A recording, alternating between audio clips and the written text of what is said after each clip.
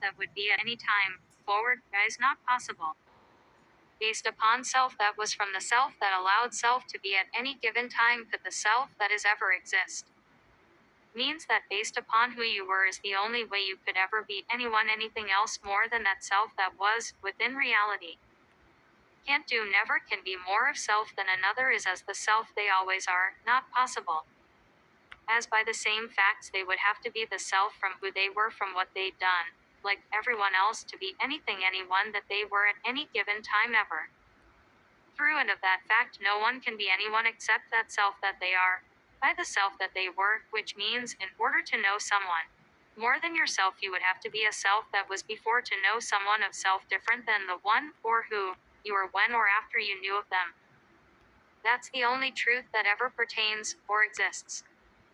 As by and of the self that you were before knowing another is the only original self that could ever be more of itself than the self that is, and that self is the only one that will ever be from any time after.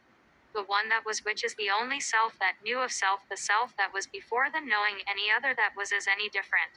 And that's the only one of who you ever could be after any time of knowing another any different than the self that was before knowing any other at any time after. You knew anyone before you ever knew anyone other than yourself, and that's the only one you'll ever get to be.